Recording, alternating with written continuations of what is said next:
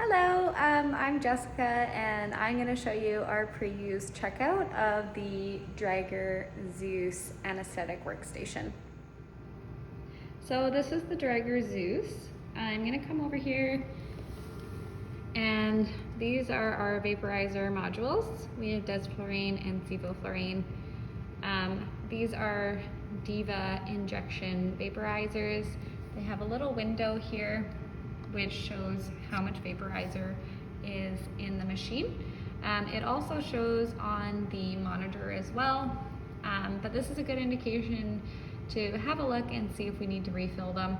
They are nice and full, so I'm happy with that. On the top here, these are key-filled adapter ports. So only the specific anesthetic can be put into each vaporizer, and this just prevents the wrong anesthetic agent from being put into the vaporizer. You can make sure that those are on nice and tight, and we can move on from there. Next, I'm going to show you our suction. You can turn it on. It has a little pressure dial there. You can hear and check, yes, our suction is working. We're going to turn that off. This is our circuit. There's a couple filters that we put onto the circuit. This is a patient side, and as we can see over here, this is on the expiratory limb of the circuit. Before performing a self-check, you want to make sure that all your circuit connections are tight, including your bagger. And you can just analyze it, just make sure it looks like it's intact and that the connection is good. I'm happy with that. We also have a side stream CO2 analyzer that is attached to the side of the filter, and it goes down to the water traps.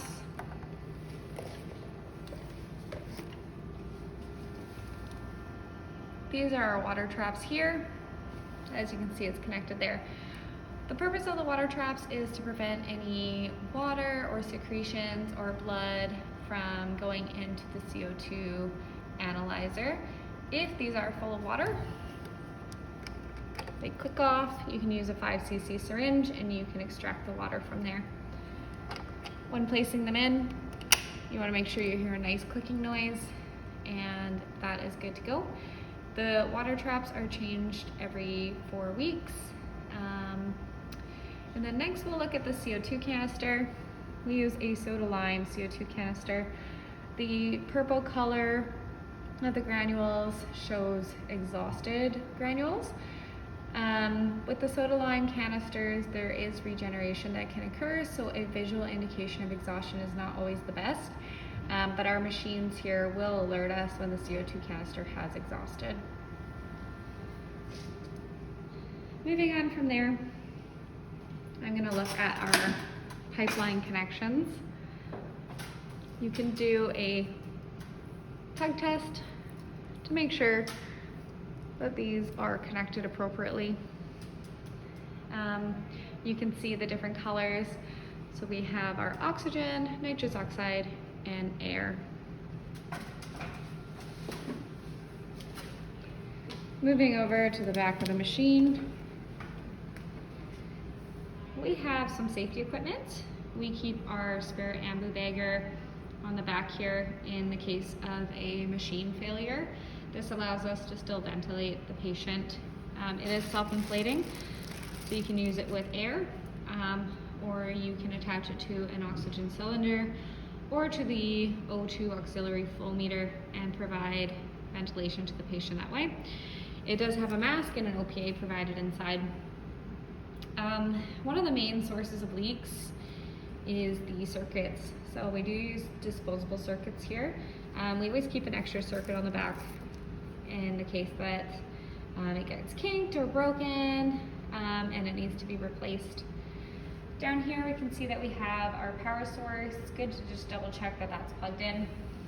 And next we're going to look at this nice bright pink magentic corrugated tubing. This is our scavenging system, and it connects into the side here. We're just going to open this up. So you want to look and make sure that it's connected nice and tight, and that our pipeline gases are also connected nice and tight.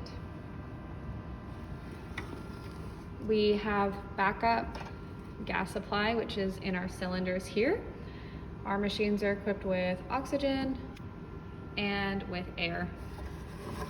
You want to check these tanks by using this little wrench, opening this cylinder and looking at your pressure gauge.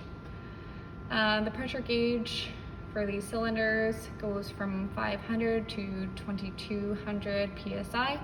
As you can see, it's fairly full, so we're happy with that. And I would go ahead and check the air tank as well. You want to make sure that you do close the tank when you're done checking it, and that just makes sure that the gas source that you're using when you're ventilating the patient is coming from your pipeline and it's not coming from your backup cylinders. Coming back to the front of the machine, we note that we have our APL valve here. During the self-test, you have to put the APL valve set to 20, otherwise it will show that there's a leak. But when you're spontaneously ventilating a patient, you want to make sure that you have that nice and open and make it easy for them to breathe. But for this, we're going to keep it at 20. Our circuit is also going to be placed onto the self-test adapter here. The self-test is done every single day, and we have our self-test automatically set to start at 6 a.m. On the front of the screen here, you can see that the last test was done this afternoon at 2:20 or 14:20 and 24-hour clock. Here you'll see the green line that says it is completed and operable. The other two things you might see is a yellow bar, and that's going to say completed and partially operable, or red saying it's not operable. But we have a passed machine, so that's great. By clicking on the machine, it comes up with your startup dialog. Here's where you're gonna put in your patient information. We do have some preset options here. And then as you can see, it comes up with continued case. You don't wanna press continued case because you could end up ventilating your patient with the incorrect parameters. So it's always good to choose your patient population and adjust your parameters appropriately. For this, I'm gonna go ahead and say that we're gonna go with the SIVO adult at 80 kilograms. By going into here, it automatically goes to your manual spontaneous breathing mode. On the upper right corner, it's gonna show your battery life. It's at 100%. This is an important check in the case of a power failure, that you know that you can still backup ventilate your patient with the battery. And then we're gonna go back into standby. To run a self-test, you're gonna go into device test. So we're going to select that, and then you have your options here. So you would select your self-test, and this is your self-test information. The first thing that's gonna happen is it's gonna go through a pre-check, or a pre-test, sorry, and that's this one here. The big thing that it checks for is any big leaks, and it takes about 1 minute. If there is a big leak, it's gonna fail right away. It's not gonna continue through your self-test. So if it does fail, it will give you information regarding that fail and give you an idea of what the machine thinks might be causing it. You can fix that and repeat your self-test. The total self-test takes 8 minutes, and it's gonna run through a number of things. So you have your vaporizer modules here. It's gonna make sure that those are functioning properly. Over here, you're gonna see that it checks your mixed gas delivery. So that's just gonna make sure that you're getting all of your gases delivered to the machine. And it's also gonna check your airway monitoring. So it's gonna check your volumes, your pressures, and then your gases. So your oxygen, your volatile agents, and your CO2. It also checks your battery alarms, and your flow sensors. If the self-test was to fail, you can see that there's test info here. You would select that, and it would tell you what the fault is, and it would also tell you again what the potential cause and remedy is for that situation. Depending on what the failure is, the user might use the machine at partial operable, but it is best to repeat the test and have it fully completed and operable for safe use. Over here, this is telling us our cylinder pressures, or our backup cylinder gas supply, and then it also tells us our pipeline pressures. So you can see the pipeline pressures, cylinder pressures, and it's also showing us what our vaporizer levels are, as well as the battery life there as well. And lastly, our machines are equipped with an integrated patient monitor. Here you can select your patient population as well by selecting, it just needs to think for a second, there we go. That little guy up in the corner there, and as you can see it says adult, pediatric, and neonate. So you would select the correct one and exit out. So this is going to show you exactly what's going on with your patients hemodynamically, and you can use a 3-lead or a 5-lead ECG. It gives you your stats. You can transduce a central venous catheter, an arterial line, and it also gives you non-invasive blood pressure monitoring. And here you want to make sure that your alarms are set appropriately.